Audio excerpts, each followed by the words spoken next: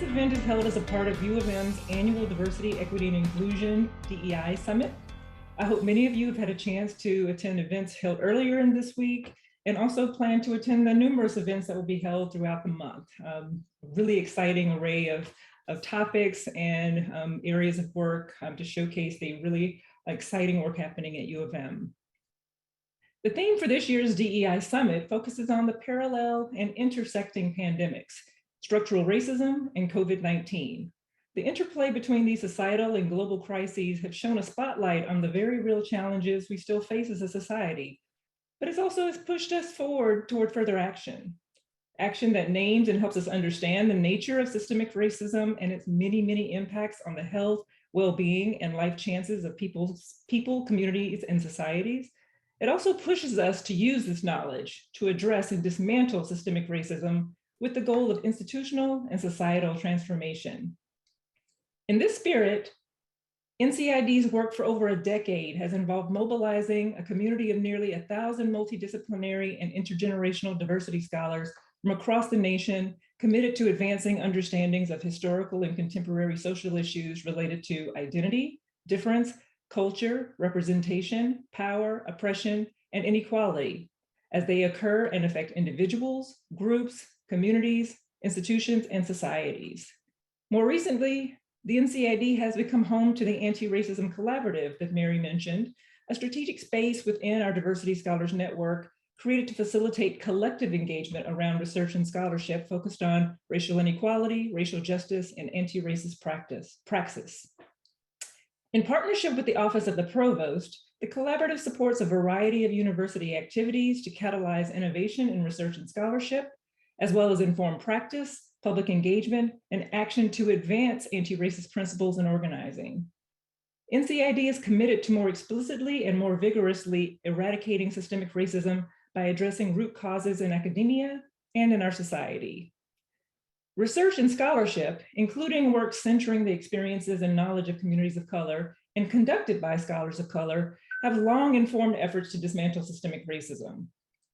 The racial reckoning sparked during 2020 was historic in promoting a more widespread acknowledgement of the pervasive nature of structural racism and resulting disparities, inequalities, and injustices impacting minoritized communities in the US.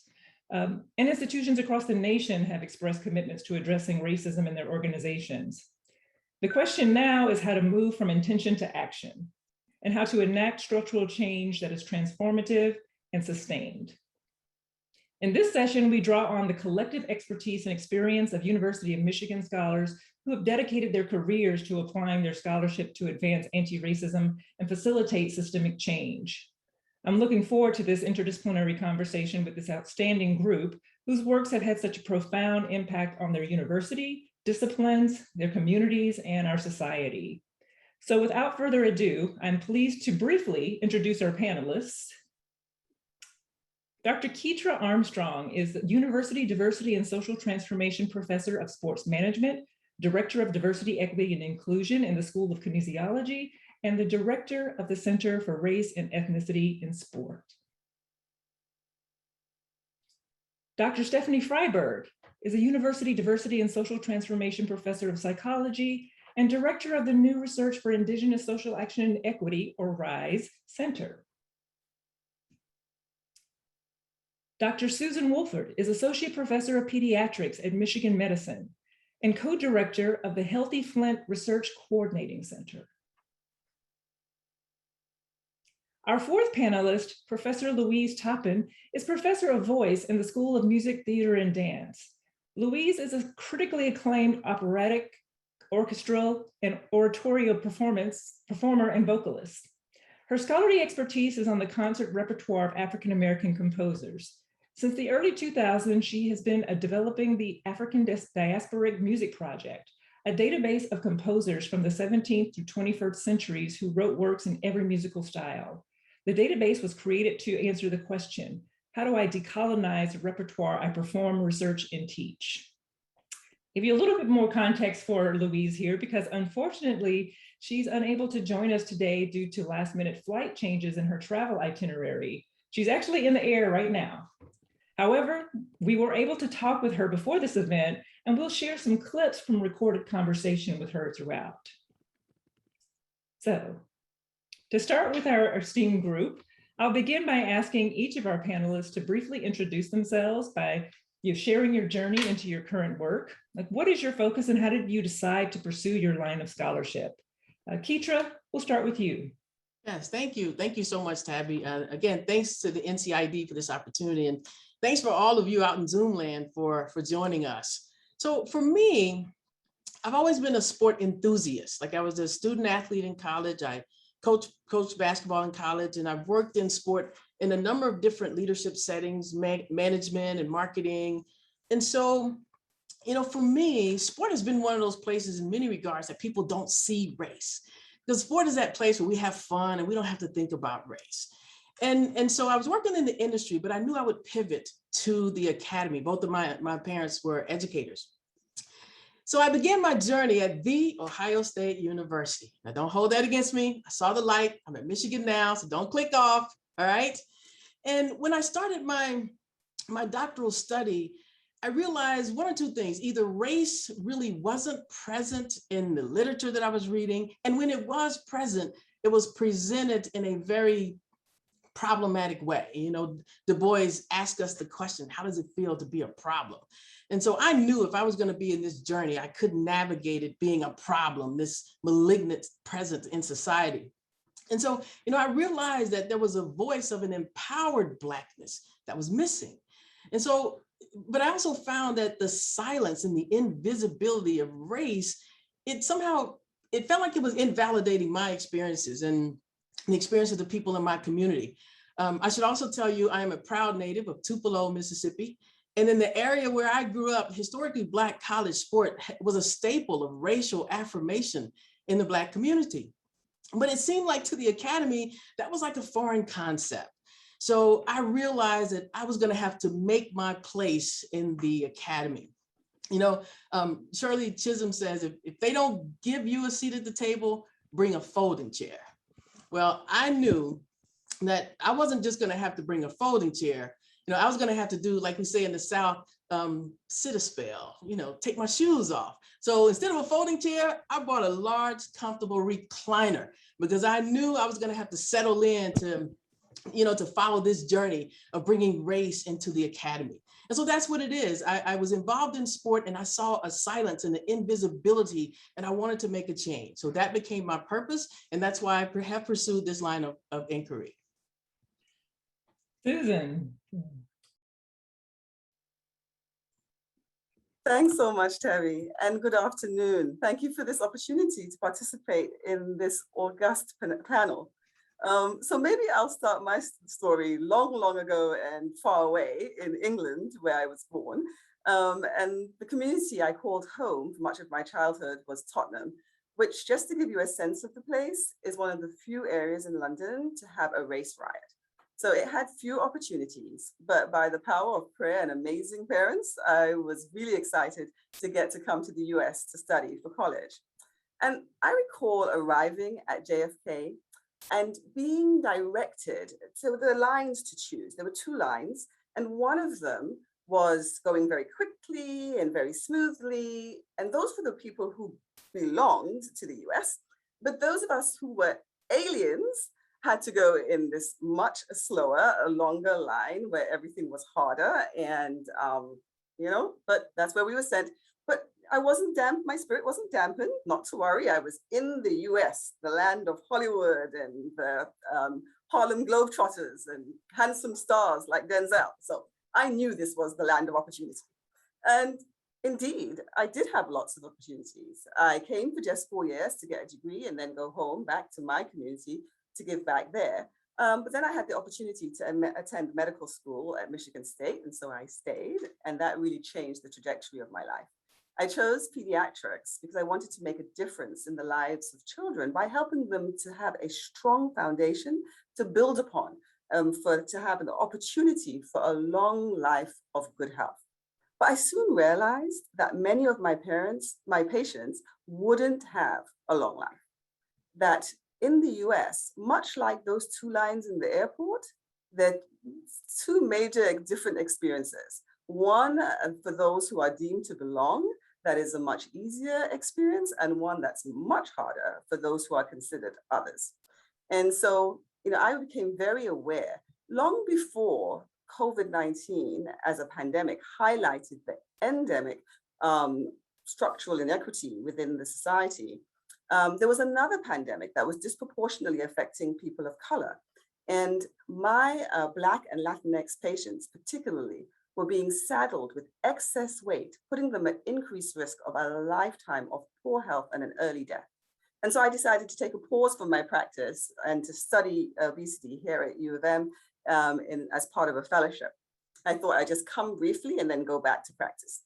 Well, didn't quite work out that way. Over a decade and a half later, as I was offered an opportunity to stay and join the faculty, I made the decision to join the faculty, and that really changed the trajectory of my career.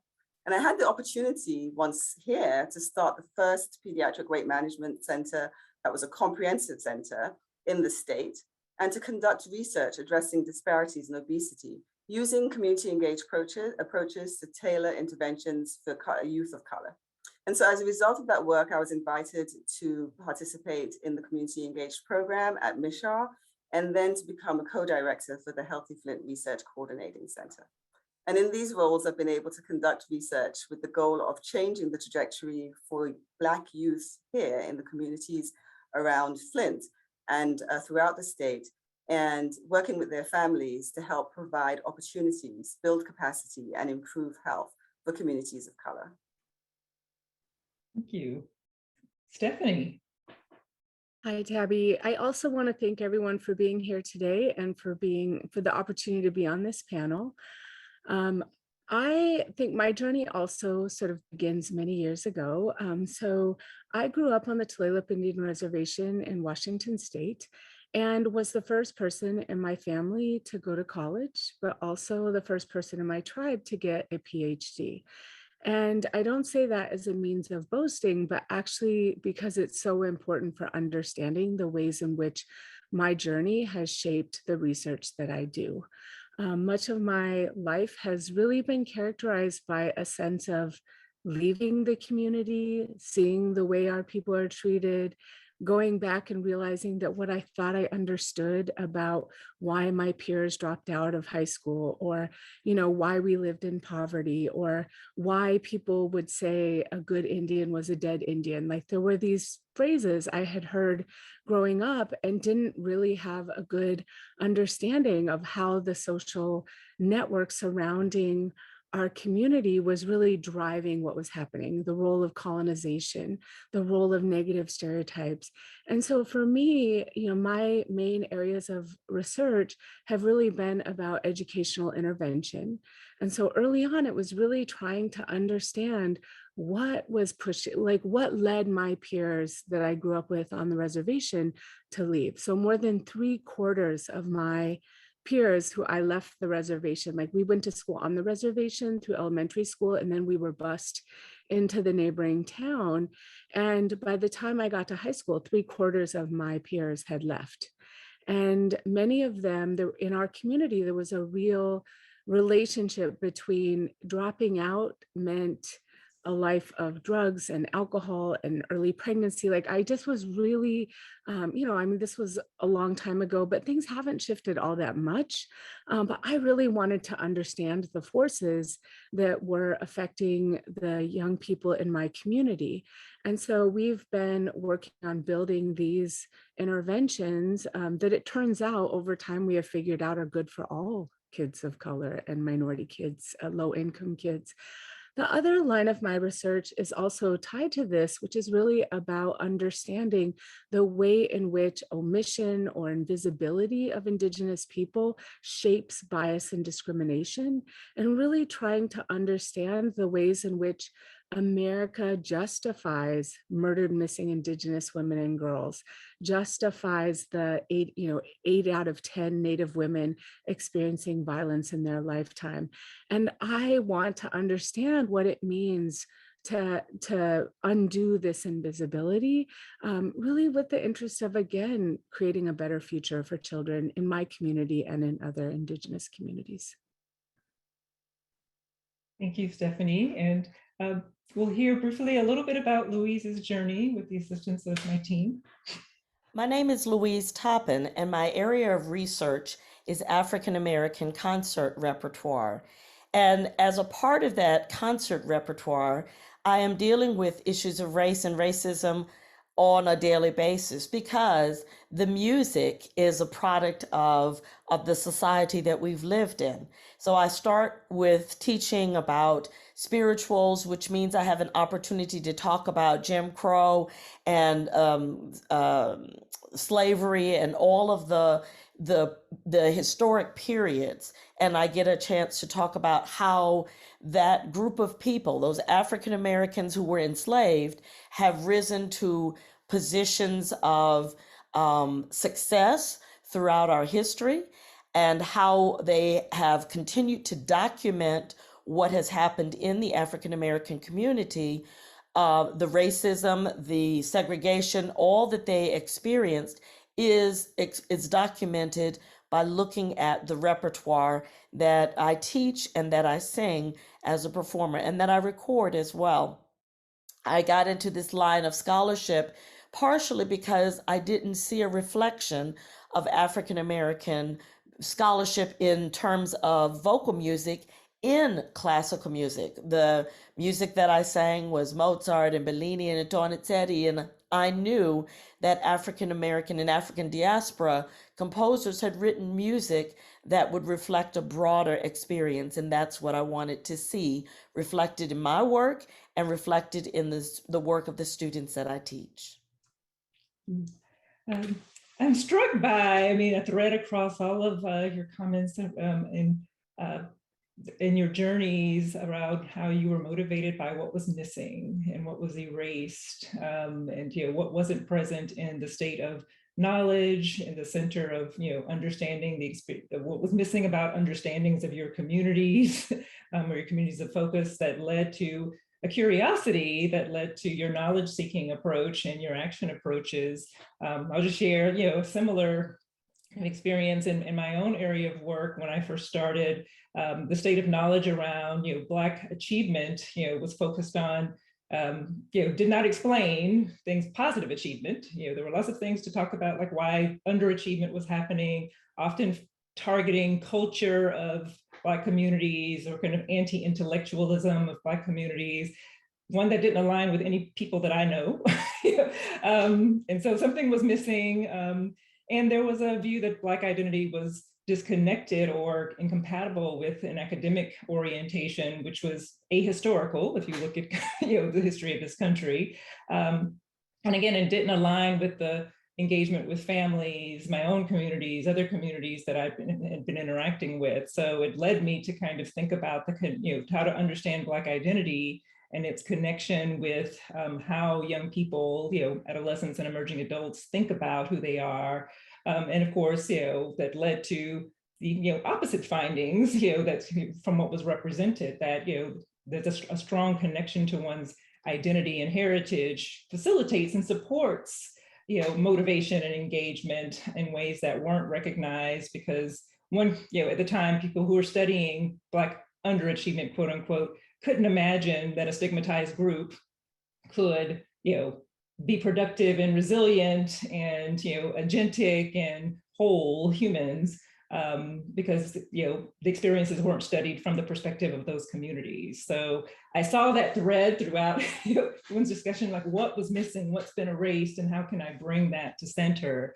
Given the focus on anti-racism, you already have described how your work focuses on different topics that manifest in different ways across fields and disciplines. Could you say a little bit about how your work focuses specifically on race or racism? For instance, through your theory, methods, dissemination, collaboration, or other engaged actions. I use the terms race and racism for precision because they can be connected, but they're not exactly the same. So for instance, one can integrate understandings of race into their research approaches, or you can study racism processes, or both. And the lives of communities of color are not only racism and oppression, they include joy, culture, and other areas of humanity, but sometimes a lack of understanding of how race works in this society can impair how we study and make meaning of community issues and processes and come up with solutions. So how does your work kind of take up the issue of race and or racism? Stephanie, would you mind starting? Sure, yes. Well, first of all, my training is as a social and cultural psychologist. And so I think there's a little bit of a unique way relative to others in my field that I look at racism, because I do try to take a very like cultural approach in that we want to look not just what's happening in individual minds, but what are the ideas and representations that exist in the world? How are they shaping the policies and practices that people engage? And how are these ideas, right? I mean, you think about so many of the big ideas that exist in society, they're driving our social interactions. And we've seen this more so in the last decade than ever before. And so the work, I mean, I think what's unique about being an Indigenous scholar is that, we don't have people who can take, like, I can be an empirical researcher, but I can't know that some other Indigenous person is going to pick up my work and translate it and put it to work. And so really from the beginning, a unique part of my journey has been having to build connections and work in community with tribes, with national Native organizations. And really it's created such a unique way of both thinking about what the role of research is in doing this work, what it means to engage in community, what it means to create trust, right? Native people have so many reasons to not trust research, much like other groups in the country. And so I think my particular way of looking at research has been trying to take this research by Indigenous people for Indigenous people with really a focus of, can we, through more qualitative approaches, really hear the voices of Indigenous people? Can we get, as one of our partners who's a grassroots organizer, we have created this whole network to get data, and that involves 70 tribes and 60 Native organizations. And this is not a normal way that we think about doing research, but it's what's been required to really push back against the absence of research, and in particular in empirical research. And so I think for me, doing anti-racist research, and the reason I put quotes around it is because Native people also, right, it's about settler colonialism. We are a political identity. We have a different relationship to the US, but the result of those colonial practices is that we're also more invisible. And that ongoing invisibility is very much the way in which we continue to colonize Native people. And so as we do the work in partnership with others, it's about lifting up those voices and really making America see us for who we are and not for what America has invested us with, which is not very good. Susan, do you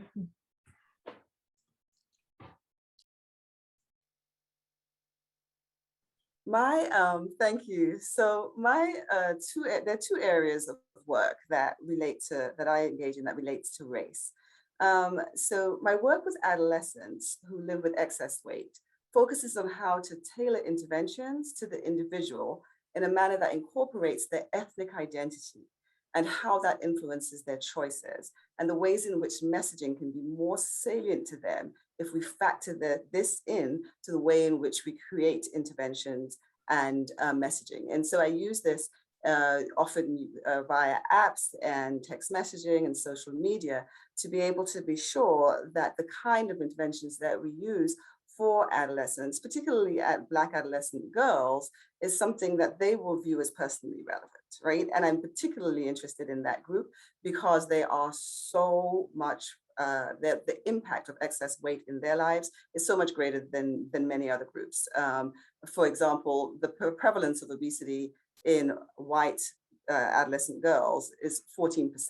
For Black adolescent girls, it's double that amount. It's close to 29%. So it's a group that we have not been able to reach well with our interventions. And so I hope by incorporating things like ethnic identity into the work that we do, that it will make a difference. And then at a community level, I work with the Community Engaged Program at MISHAR and with the Healthy Flint Research Coordinating Center, the HFRCC. They're to focus on identifying optimal ways to communicate science to communities of color in order to help inform choices. And so currently that work focuses squarely on issues related to COVID. So COVID mitigation practices, countering misinformation, and addressing vaccine hesitancy. And all of this is conducted within the context of mistrust that is really very well founded, because we're in a situation where centuries of mistreatment have led to current mistrust. So there's a plethora of evidence from the Institute of Medicine and others showing that the quality of care delivered to African Americans is systematically lower than it is for non-Hispanic whites. And so even before the pandemic, over 200 Blacks were dying prematurely each day who would not have died had there been equitable care.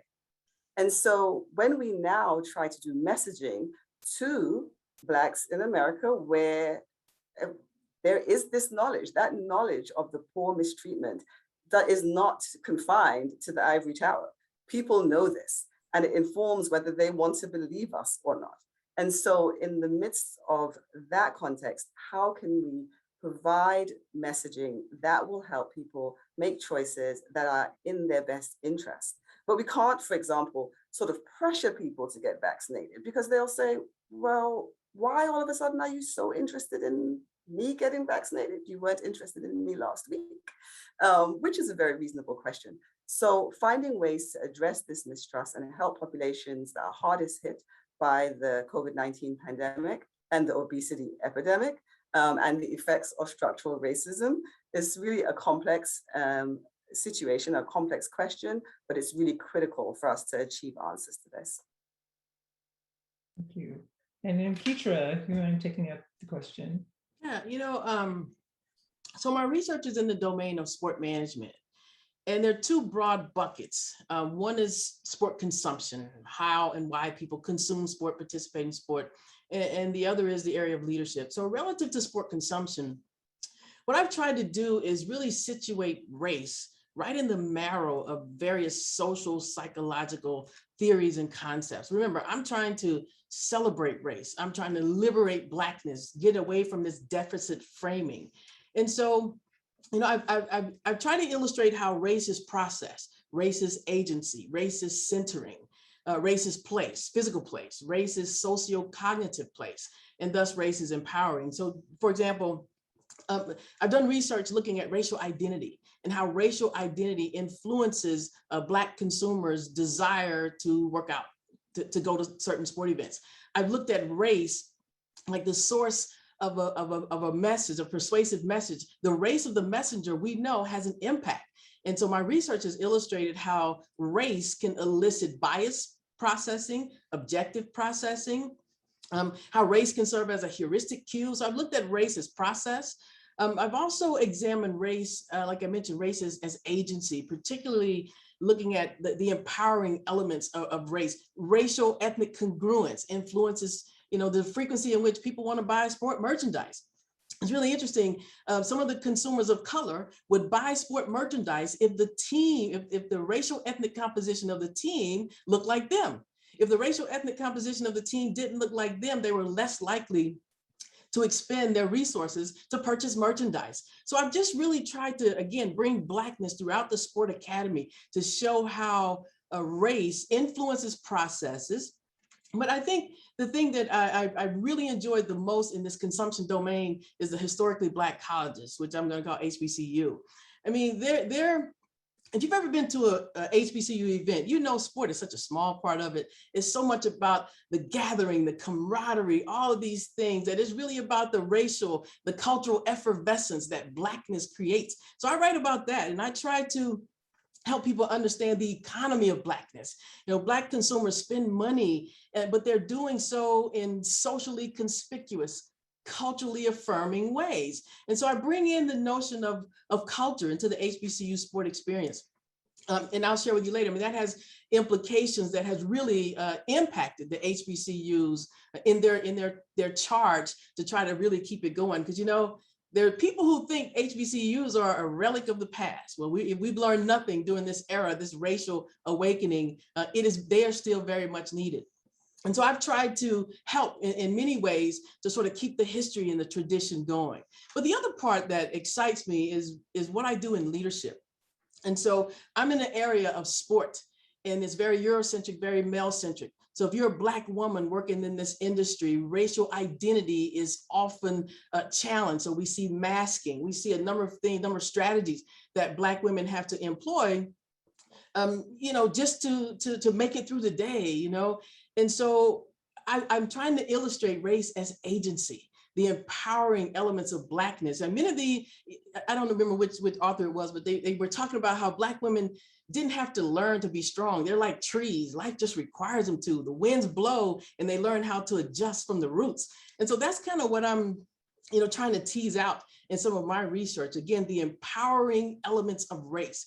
Race not as problem, but the empowering elements of Blackness that I'm trying to apply to all these different domains within sport. Lastly, you know, what I find, like, as I'm trying to liberate, you know, Blackness and celebrate Blackness, like Alice Walker said, in search of my mother's garden, I found my own. And it's done that for me. Like, even trying to elevate Blackness and liberate Blackness in a sport context, it has been very much liberating for me. So my research has become personally and professionally meaningful. Thank you. Thank you. I'm laughing. My brother went to Hampton University while I was at the University of Virginia, and we would travel back and forth. And yes, the sporting events are not the same.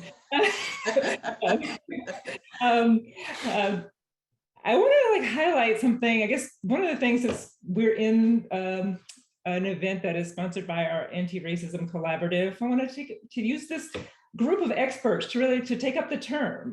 The term is not a new one, but as you can see and probably have seen, it's been engaged a lot over the past year, so anew, given societal events. And as you also might imagine, the concept has been framed and taken up in many ways, from the focus on individual action and responsibility, like how to be an anti-racist, to a focus on systemic processes. But also people are using the term like as a kind of an umbrella to talk about many things. What does engaging anti-racist research mean to you? And I mean, you can linking it to the comment that Stephanie made earlier about some of the, what are the affordances of this kind of framework, and what are the limitations of it in terms of, the kind of work that you do and what needs to be included and considered. So, so I guess what it means to you and kind of, how you make sense of like its strengths or limitations.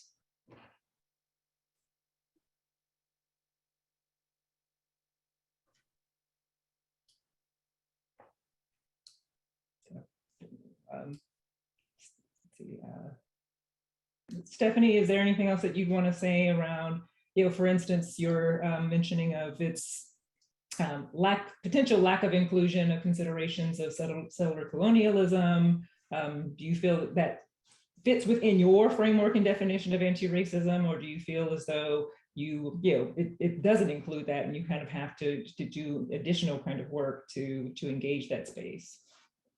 Yeah, so I think we were all waiting for you to call on someone. So I think that's what happened there.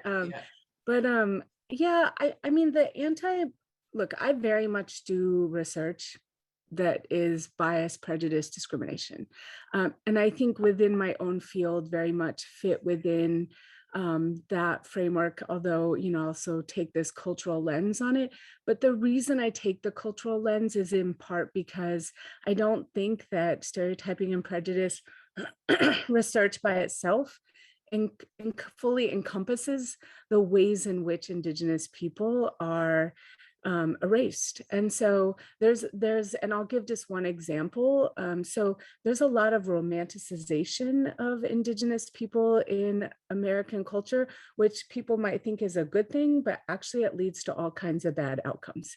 So for example, our research shows that the more non-natives romanticize Native people, the more likely they are to vote against our sovereignty, to not support policies that would help with financial inequality, to not want true and accurate history taught in schools, right? So there's a piece of this that is about understanding the ways in which we have come to represent Native people. And I'm one of my favorite quotes ever is James Baldwin's, it's like you have to force the world to see you, not what the world has invested you with, right? And I mean, his quote is so much more eloquent than that, but it's my like trying to bring it back to the forefront is that what he says that's so powerful is that, we as human beings, right, we're all social beings, we have to navigate other people's ideas and representations. And so there's a way in which I think the stereotyping and prejudice literature falls short, and our study of racism falls short because it's been about what we can see and not about what we can't see.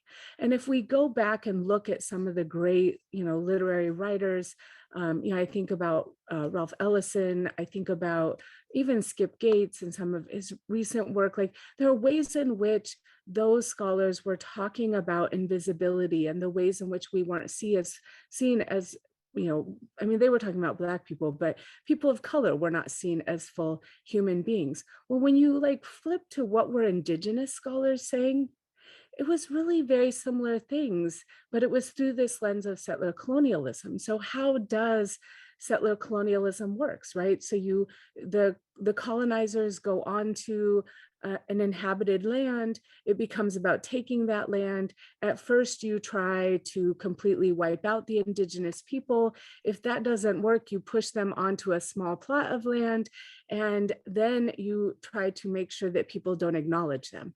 And so there's this process very much like you recreate history. We just had Columbus Day versus Indigenous Peoples Day. I mean, the story that people know about Columbus is not the true story of Columbus. He was a brutal colonizer. He did horrible things. And yet in classrooms across this country, we're still teaching children that 1492 Columbus sailed the ocean blue, right? And then we have Thanksgiving coming up. Thanksgiving was about the death of Indigenous people. They would have a Thanksgiving feast every time hundreds of Native people were killed. At some point, right, we have to start pulling these different realities together. And so it really does require us to both see a cultural lens, but also to understand the ways in which racism is at play too, right? We experience many of the same things that Black and Latinx people in this country experience: police brutality, murder, missing women, violence against women, unequal schools. I mean, people are not often aware, but reservation schools are often the most impoverished schools in the country because there are no property taxes on reservations. And that's what gets funneled back into schools. So, I think for me, the anti-racism, there's a way in which it falls short. I think there's also a way in which we're not included in that discussion, and that people don't think about racism as including Native people. And so for me, it's been very much about trying to navigate this world in which I both want to be part of this anti-racism conversation, but also recognize that it doesn't fully capture the experience of Indigenous people. And this is one of the things that excites me about this conversation and the initiative, at least the work that we're trying to do to engage researchers and scholars is, the goal of pushing the conceptions and definitions to include and not erase. Your comments and even the description of your descriptions Keitra and Susan provided earlier also made me think about another concept that's also not new, intersectionality. When thinking about anti-racism how it intersects and maybe it also amplifies other oppressive systems such as classism, sexism, homophobia, transphobia, ableism, among others. In my scholarly area, for instance, an example are studies that consider the unique statuses of Black girls and women in education. For instance, how Black girls may be situated or compared negatively by teachers against gender ideas for white girls based on racialized gender stereotypes. Or, some of the work on identity they do around how Black girls and women's positive adaptation and resilience in secondary and higher ed can be linked to strengths-based cultural socialization around both their race and gender. Each of you mentioned the ways that kind of your conception of anti-racism connects to kind of multiple identities or multiple spaces. What does that mean? So where does that mean to you and how does it fit into your work? Again, I'm referencing kind of Susan's mention of the specific focus on Black girls and obesity, the work that Keitra mentioned around kind of the status of a male-centered area of sports and how then the combination of race and gender may relate to unique forms of experience. Can you say more about like how you think about intersectionality in your work through an anti-racism lens? Yeah, Keitra? I'll jump in. You've trained us, you prompt us. We're like Pavlov's dogs, like we're waiting for you, Tabby. Yes, in my domain, again, sport is very much a male-centric domain. Sport was the place where boys became men.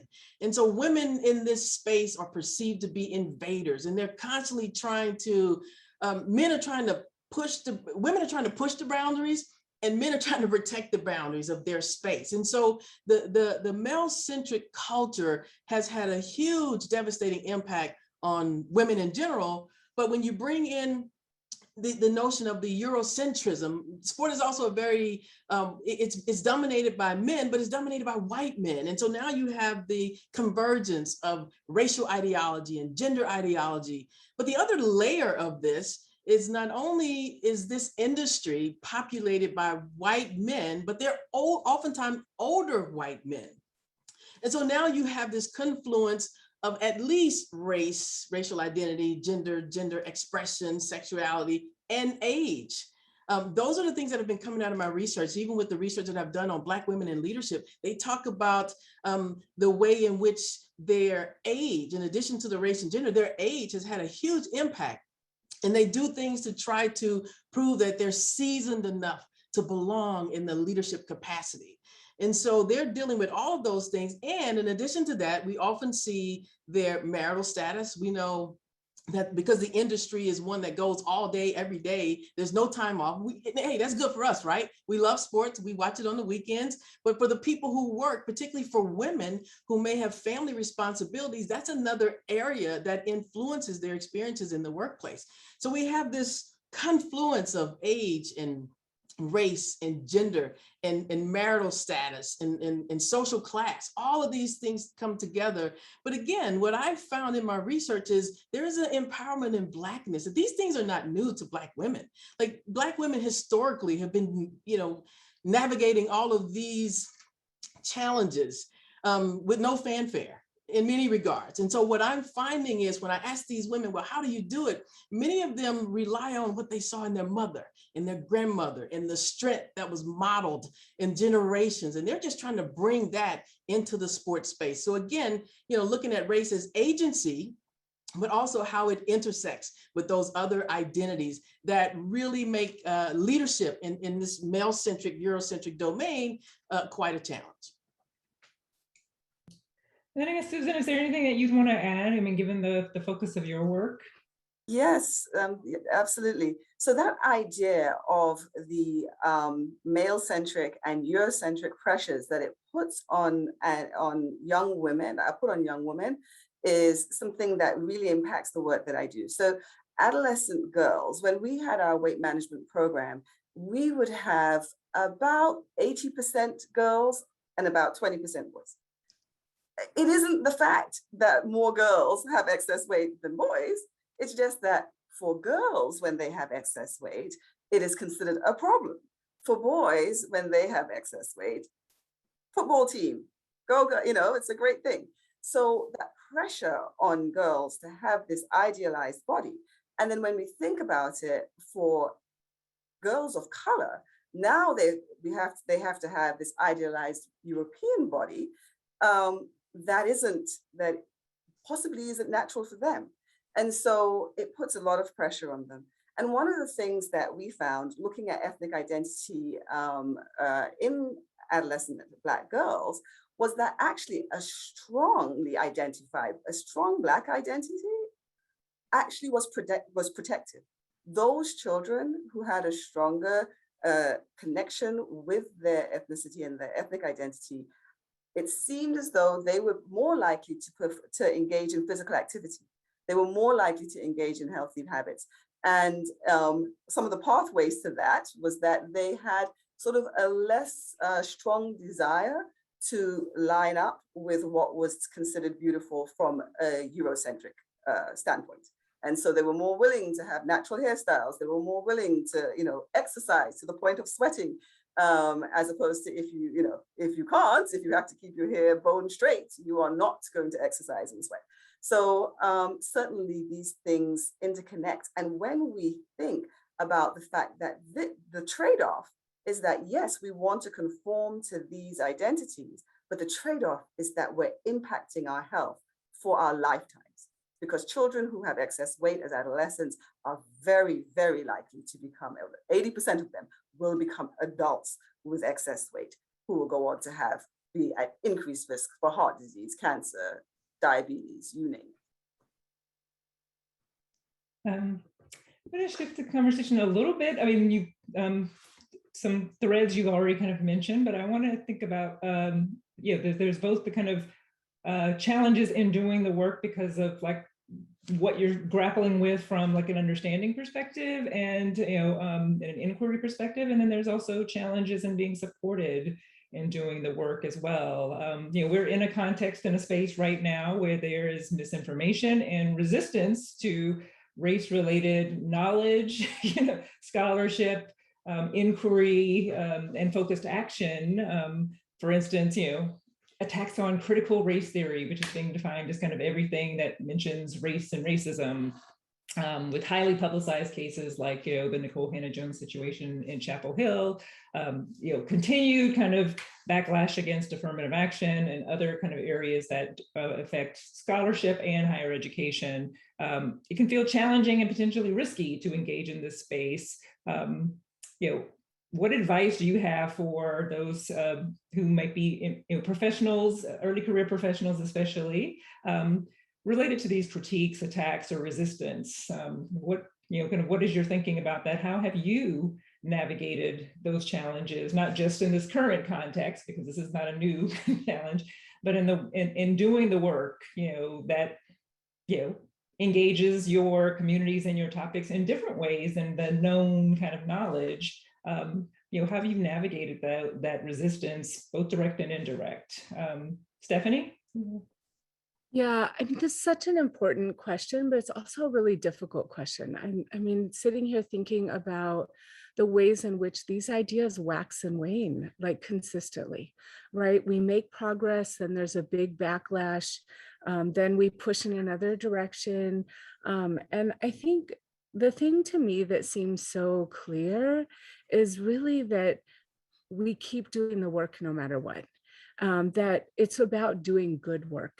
Work that can stand up to scrutiny. There are always going to be people who are going to push back, who are going to find reasons to discount. But when you get enough research, it becomes really hard to push back. And so I have seen through the Native mascot issue, right, for years. I mean, we had the first initial study showing the adverse effects of Native mascots on Native children. And, it really, the ways in which that argument then shifted to, psychological harm, that doesn't matter. It's really what do Native people think about it? Do they like it? Do they not like it? I mean, that's more important than whether it's damaging children, right? And so, again, it's like we keep doing the work, we keep doing the work. So, other scholars start showing that actually it increases suicide ideation among Native kids. Oh, it increases depression. It increases stress. It undermines what other people think Native children's potential is. And what you start to realize is you chip at it and you chip at it and you chip at it, and there's a critical point at which it makes a difference. And we've definitely seen in the last year, I think the real shift to thinking about systemic issues led us to a place where the arguments became a lot harder for professional sports teams in particular to not acknowledge what they were doing. And so, as someone who's had the opportunity to meet with many team owners and, many different organizations about the issue, I mean, I've really seen that shift. And I just don't think it happens unless we keep doing good work. Thank you. I'm going to, before moving to my other esteemed colleagues in this room, I'm going to interject because we also asked Louise this question, and she offers some important insights that I think connect with the thread of discussion here. The change that I hope to see as a result of my work, generally speaking, is I am seeing it in this particular moment that we are in. I am able to see that orchestras and opera houses and concert series who have never really engaged with the African American story are now quite interested in what we have to say.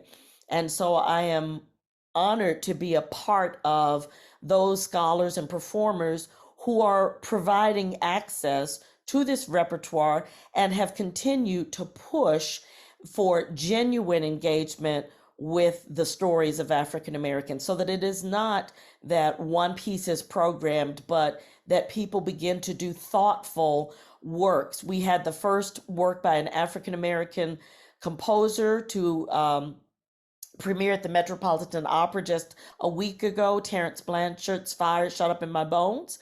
I was able to attend the performance this past Friday, the 1st of October, and to see an integrated opera audience with a large number of African Americans was a very clear signal to an organization like the Metropolitan Opera that Black people do come to see works when they are reflected in the story.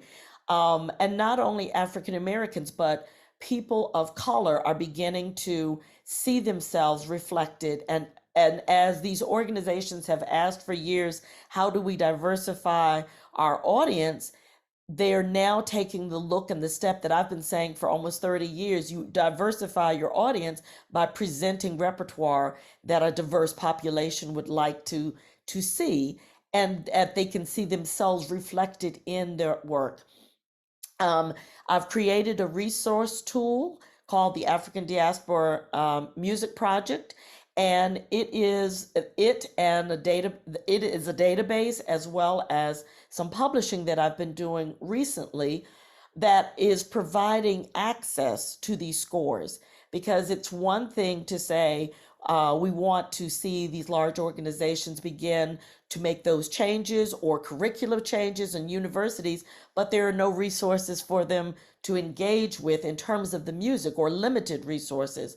So I have taken on that challenge and have been pushing the publishing industry to begin to publish the works, and the recording industry to record these works, and to encourage others to begin to study these works, talk about them, but also to be able to find them by creating a resource tool that is free. It's on the internet, and it is really making an impact with symphonies and opera houses and teachers across the country who are writing and saying this is the first time they've known how to start looking for this repertoire and how to start engaging with this repertoire. We've also created some institutes such as Singing Down the Barrier, which is here at Michigan.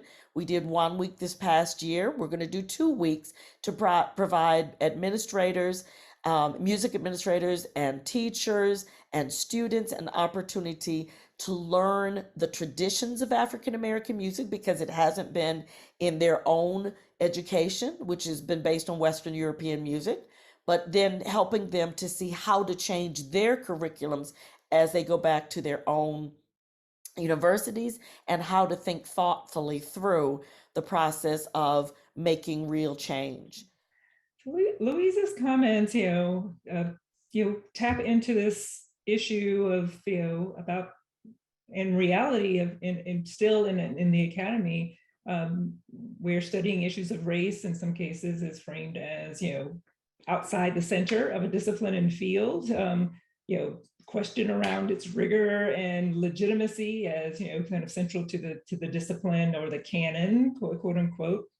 And it speaks to systemic and cultural norms, in the field, in the discipline, and in the academy more broadly. I guess I'll move to Keitra now in terms of, how this challenge plays out in your field, barriers and opportunities that we need to address, not only in your discipline and field, but in the academy more broadly, to support people who are doing this scholarly work that brings new knowledge and innovates, how we understand and work on these issues. What are your barriers and opportunities, and how have you navigated them? It's really interesting. I was thinking, I remember one of the very first manuscripts that I submitted for publication. And I remember getting some feedback from the review. I'm already fragile, right? Because I'm finally releasing this thing to the reviewers. And it got, the reviews were kind of mixed, but it was hinging on, if Black consumers comprise 12% of the population, like, how can this be significant? So I just had to sit with that for a moment, and I've learned things can make you bitter or they can make you better. It did both for me. It made me bitter, really bitter, because they were not attacking the psychometric properties, not the variables, not how I framed the study. It wasn't conceptual, it was the topic. But keep in mind, the reviewers were generally male-centric, Eurocentric. And so they didn't have the same appreciation for the Black community. Well, needless to say, I submitted a mini dissertation response to the reviewers. But in that process, it made me bitter, but it made me better, because I knew that I wouldn't probably have a second chance to review and resubmit if my initial submission wasn't truly on point. And so I think Stephanie mentioned it earlier, we just have to keep going. We have to keep doing it, but we have to bring the psychometric properties, things that they can't argue, right? And so what I find, I've tried to frame my research in a way that addresses real life issues, undergirded with theories, but also that has practical implications. So I've been able to publish the conceptual pieces in the academy, but I've also been able to publish technical reports for the industry, the communities that I'm trying to help. And so I think helping, number one, it has to be an individual drive. It has to be that drive to kind of keep pushing, But I think the other part of it is understanding the psychometric properties that we don't have to compromise even when we're doing race research. But more importantly, it's helping people to understand why what we do may be different than the norm, but different doesn't mean that it should be diminished. And so I find myself educating a lot of people, reviewers included, editorial boards included, as to what this is and what it means. But I will tell you, in my industry, my discipline is getting better, and that there's a greater appreciation, there's a greater understanding. And I'm finding that there's a greater, in sport, we don't want to talk about sport not being this great place of racial harmony, because if we label it that way, then we have to address it. And there was a time that I think the academy was uncomfortable. I'm seeing a change, we're calling it all out. So the notion of anti-racism and all these other things, I think it's getting better, but I think we have to be vigilant. It's unfair. I felt that it was so unfair that I had to convince this publisher that 12% of the population was significant. And more importantly, it wasn't regardless of the size of the population, I was illustrating some concepts that influence theory, influence practice. So it's unfair. It's very unfair. I know my white counterparts didn't have to do that, but I just think for me, and I'll end here, for me, I know it's going to be a struggle. I know life has meaning in a struggle, and I've long embraced that. But because I believe in what it is that I'm fighting for, then I'm okay with being in the struggle. And I think that's where all of us who do this research, we know it's not going to be a cakewalk. right? We know it's going to be more like a roller coaster than a merry-go-round. But I just try to buckle down, and just get ready for it. And that's the type of determination that I think we have to do this work. We can't have thin skin. We have to be ready and believe that. I always believe that what's inside of me is greater than external circumstances. So somehow, if I stay true to my purpose and I'm doing the right things the right way, that it's going to end up where it should be. But I will say it's unfair. It's unfair, and we shouldn't have to do that because it's, racial battle fatigue is real. We all know that. So it's unfair, but I think it's necessary. And you said racism is inherently unfair, which is a part of which is a part of the process you just described. Susan, do you have any thoughts to kind of add to that space? Sure, I definitely like to echo what has been said. We really have to be tenacious. You have to know where your strength comes from and stick with it. But as I think about what I would say to junior faculty who are entering this space and considering doing work in this area, I think that this is a really important problem, the fact that it is often not valued in the way that other things are.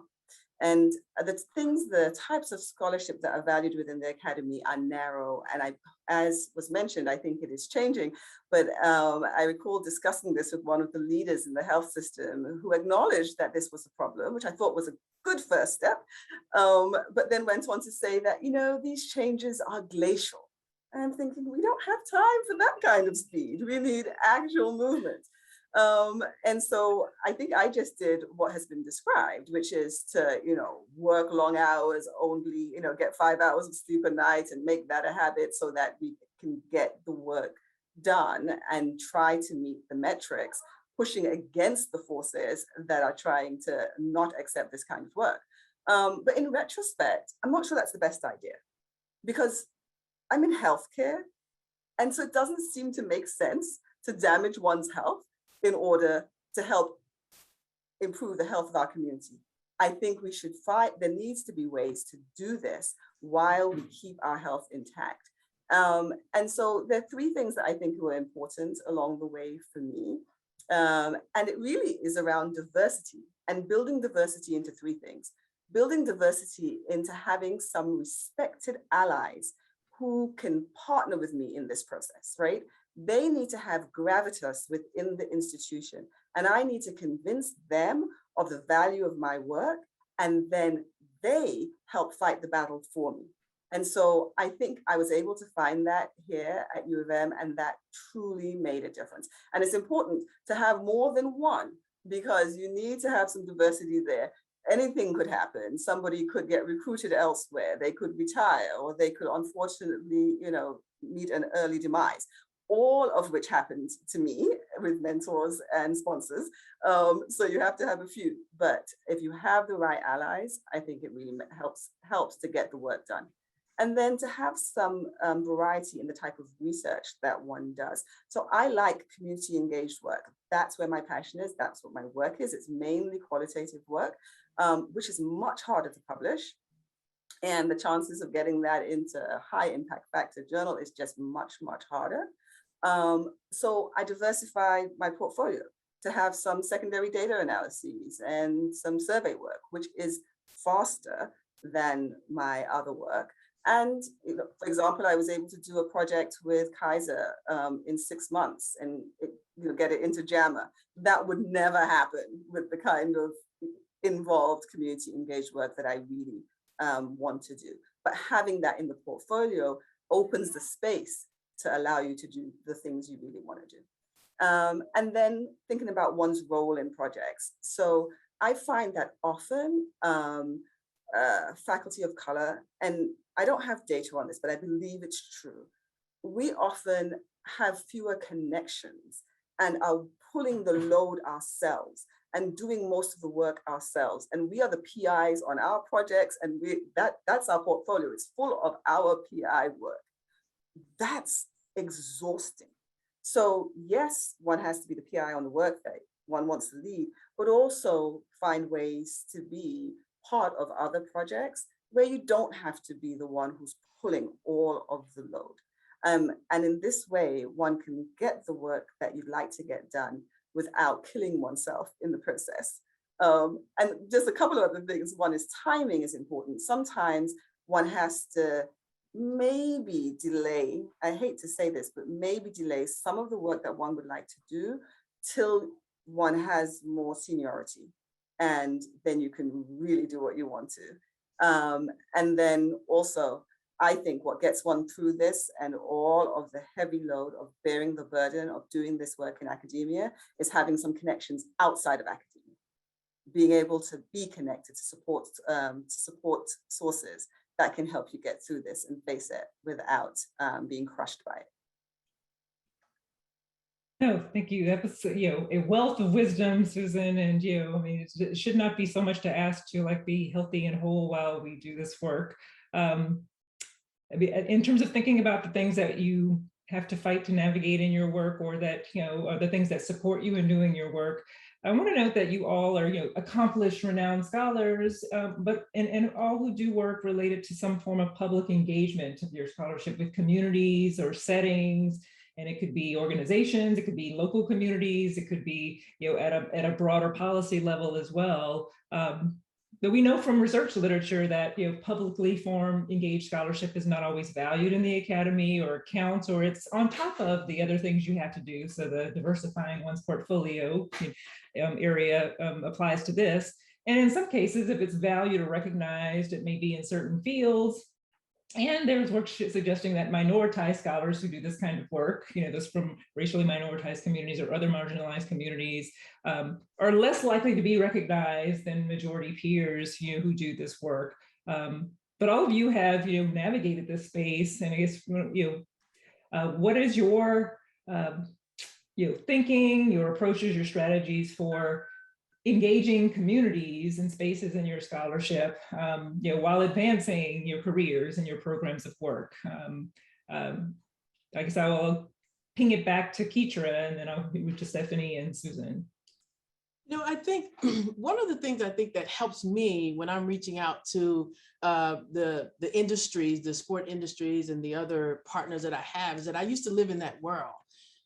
Because I worked in the industry, I think number one, that helps to give me an insight when I'm approaching my communities as my partners, not my clients, but as my partners.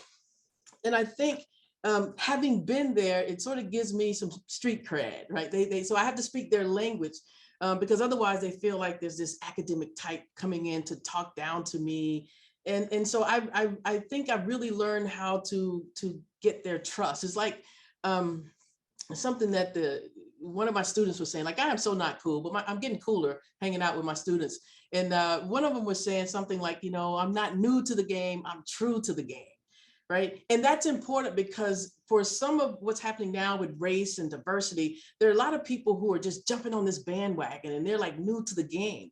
People in the community want to know you're authentic, that there's an investment, that there's a sincere investment, and that you really care about what it is. And so I found that for me, having the ability to talk with them, to understand their language, and to share with them how my scholarship can enhance what they do, I found the partnership to be very beneficial.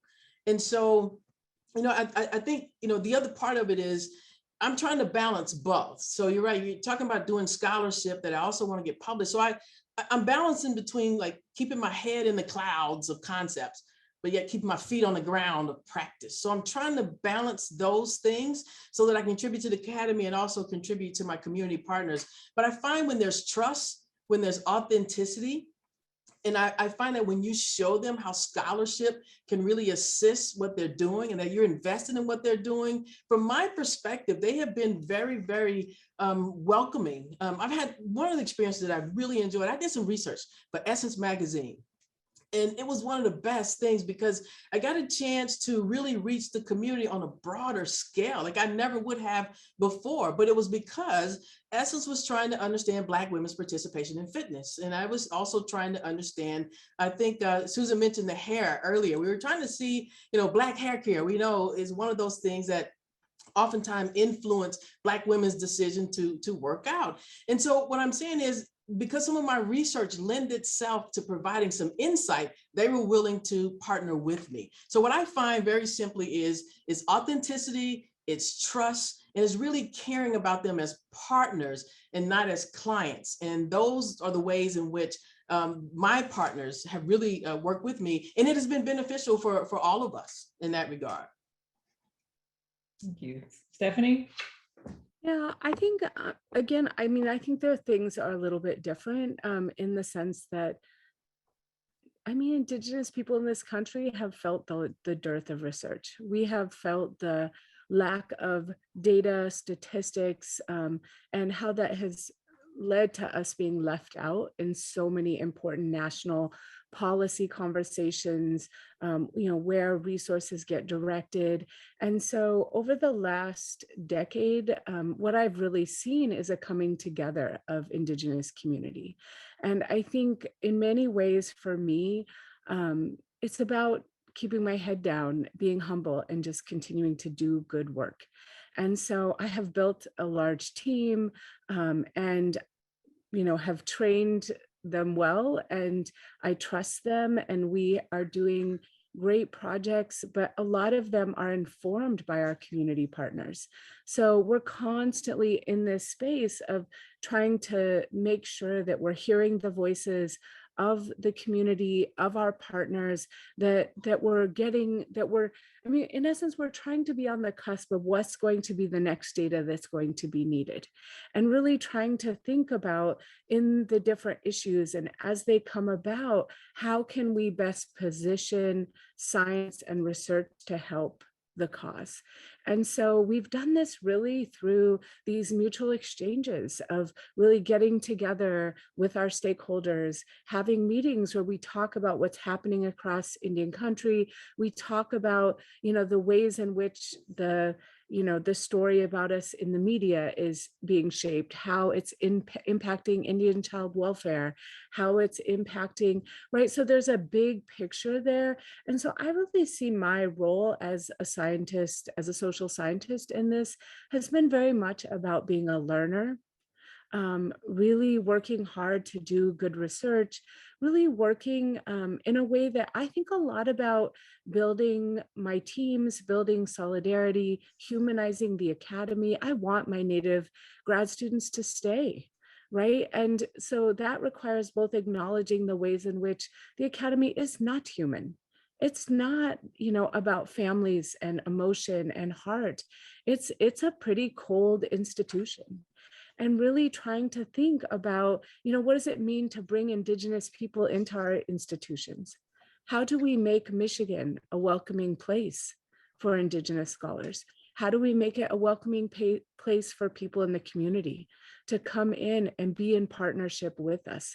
And so I feel like my job in all of this has been about creating space to talk, space to have conversation, space to, allow my students, my postdocs, my research scientists to be human, to talk about the ways in which they have felt colonized, to make colonization as it's happening today part of a real conversation, and to allow it to be okay, right? Being in the academy, being in universities is about learning to be a particular way.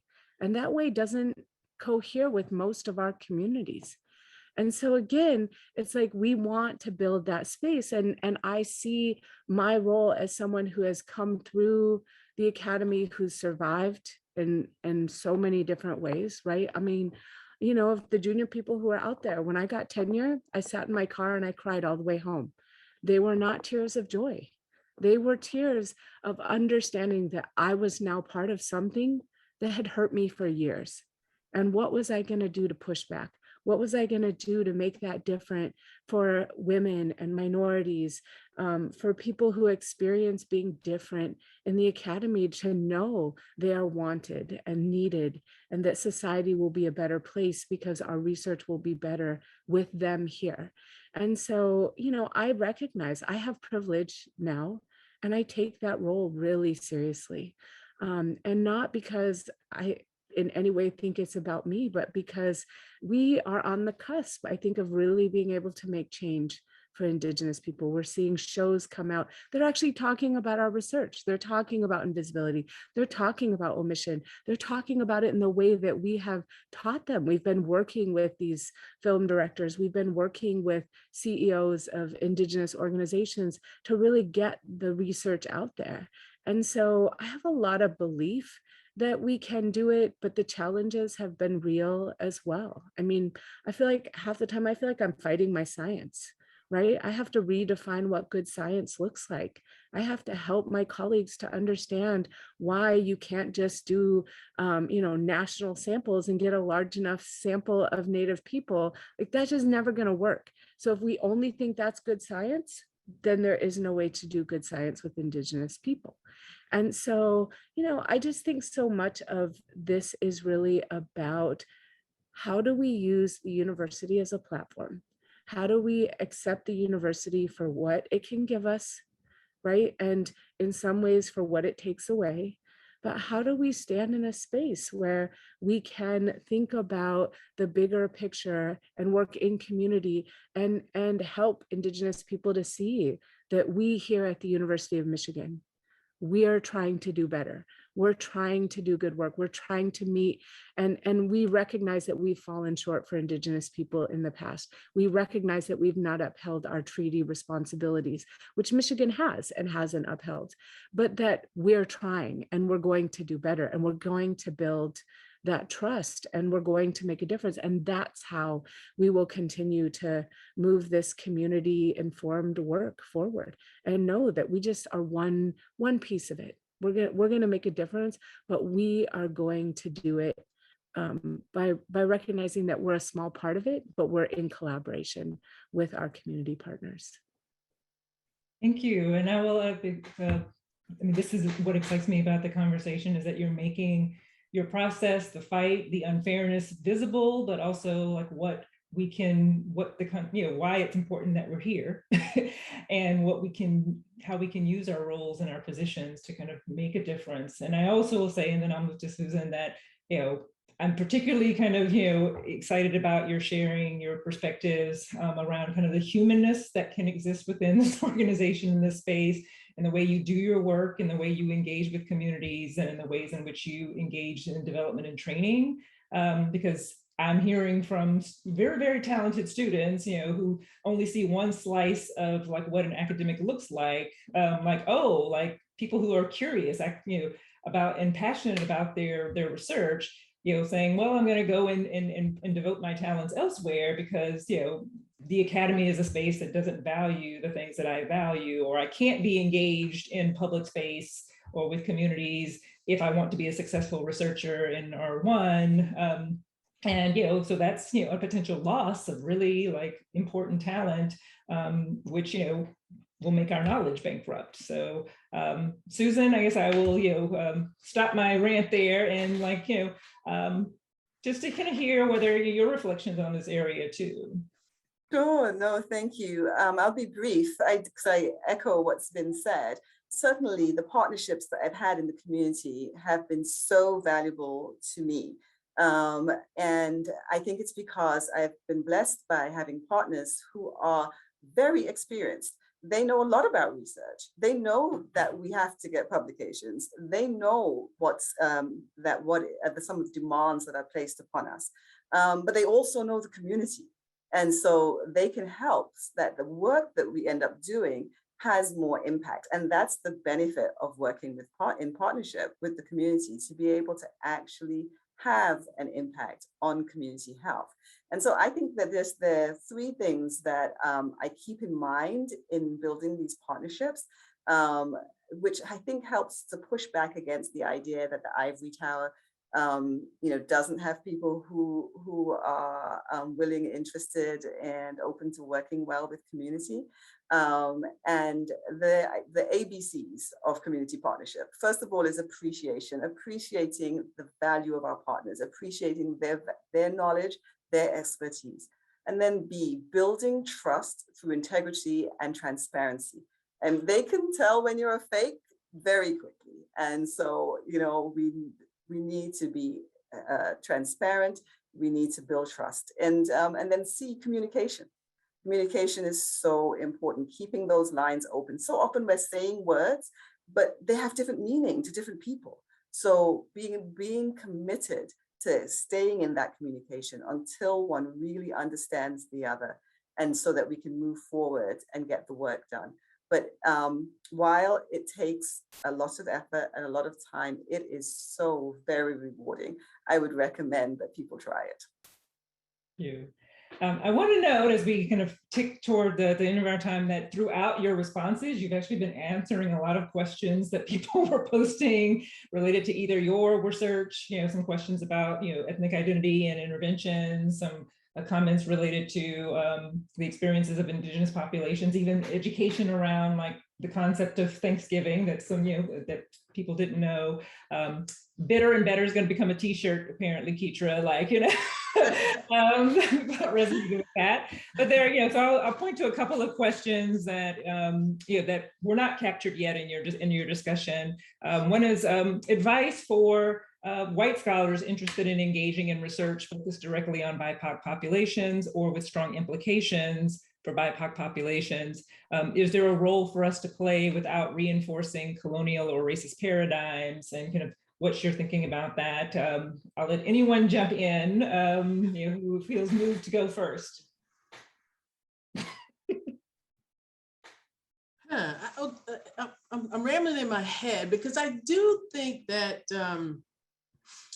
there's a role for anyone who is sincere about the issues. We've already heard before, we need allies, and they could come in all shapes and sizes. Me being a Black woman in my discipline, I never had a Black faculty, male or female. When I worked in the industry, I was the only Black woman. And so if I waited for someone who looked like me, I would have never had a mentor. And my whole trajectory would have just ended before it started. So I do think there's a place for anyone who has a consciousness of kind. So I don't think it's always the skin color, the ethnicity, but I think it's the color of the consciousness that we need to do this work. But I will say one thing that I remember. I walked into a conference once years ago in Slippery Rock, Pennsylvania. I still remember it so vividly. And there was a white lady who had interviewed some Black women, and she was talking about their experiences in sport. And the thing that made me a little uneasy was that she claimed such ownership of what they were saying. And she was like, and Black women, and she kept going on and on. And it was hard for me to listen to her take ownership of the voices. It's one thing to elevate the voices and speak through the voices, but she owned the voice. And that's one of the challenges, I think, sometimes when we have allies who are not from the community. We want them to be a part of the struggle, but we don't want them to own the struggle. We don't want them to claim the struggle. It's a different way of appropriation of a voice in some regards. So I do think, yes, that white people can do this with authenticity, with sincerity, but I think the care, it again is not colonizing the voice. And that's what happens sometime in the way in which it's communicated. There's an ownership that I know makes some people, it made me uncomfortable when I'm listening to this white lady telling me what Black people think. And it's like, wow, I've been Black for a long time. I mean, you know your research, but you don't know the real struggle beyond your research participants. So that's my caution, is to not claim such ownership that you further colonize the voice that you're trying to elevate. Are there thoughts about that you want to offer? I mean, one thing I think about is that I think other perspectives are really important. I mean, I think they teach us something about how, like the ways in which we as Indigenous people are seen. Like, we have a view, but it's also important to know how other people see us. It's important to understand other people's perspectives. I think the place, so I just want to be clear, I absolutely think that there's a role for non-Indigenous people to study Indigenous people. But I think I struggle a bit with the competitiveness of academia and the ways in which, we bean count. And, I think there's a way in which we underestimate the importance of emotionality and understanding the Indigenous experience. And academia basically prioritizes being able to keep emotion out of it. And so there's a way in which there's an advantage, but that advantage actually hurts the human story for Indigenous people. And so I think it's really important to both understand sort of what you can speak about and what you can't, right? I mean, I really, like, I think the power of Indigenous scholarship is that it shows us a type of human functioning, of human flourishing, right? It expands the human story in a way that other people can't. You know, I listened to my 92-year-old uncle who was a tribal leader for, you know, at 25 years old, and a tribal leader at 87 years old. And I think about when we sit and we talk, he tells me stories about, you know, when he was a young man. So now I'm hearing stories about the 1800s firsthand, right? Not that he was alive there, but he's talking about people who existed in that time. But there's a way in which you can feel his story because he feels it.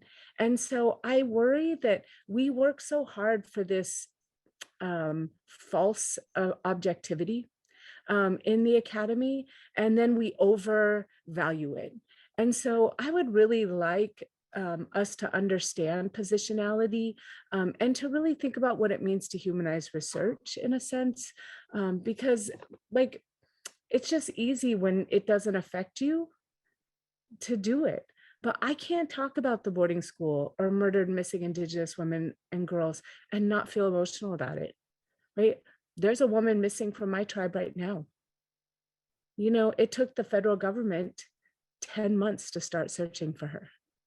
But then, you know, Gabby goes missing for a day and we find her 3 days later in an Indigenous area where 700 Indigenous women have gone murdered and missing and are not being searched for.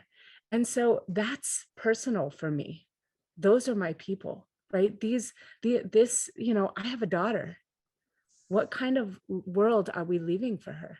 And so I think as long as we really understand, because I just think we're too quick to value the objective perspective and not understand how important the emotion is, right? That sense of urgency, right? I never felt like I could wait to do research because children were dying. And my lab teases me because when everybody's feeling burned out, I'm like, but children are dying, like we have to keep going, right? But I feel that sense of urgency. And so, you know, I really, really, really want us to like make sure that in doing so, we're not valuing one more than the other. Because aside from that, everything Keitra said, 100% on board. 100%. And I do think we need other perspectives. We just have to be careful about how the biases of academia shapes how some people get valued more than others. Thank you. This could be a whole nother session on the issue of positionality and these themes. I am going to have to bring us to a close. Because we're at the witching hour at 1:30 and probably going to go a little over. I want to thank all of you, for your time, your insights, your knowledge, this engaging conversation, and most importantly, for the work that you're actually doing to inform knowledge, to innovate our understandings, and to act in ways to eliminate racism and its harmful impacts. Thank you for all who are attending, and in my events planning team, the NCID super team. Please help us out by completing a brief survey for those of you who have attended to kind of get your thoughts on our session today. And we will continue the conversation on online in various ways, and stay tuned for future events. We also saw some requests for examples of readings by our esteemed scholars, and when we post a recording, we'll post some example readings.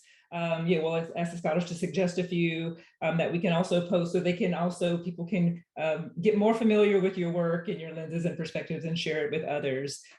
Please continue the conversation with each other and the work, and stay tuned for future events. Please enjoy the rest of your afternoon. Thank you so much.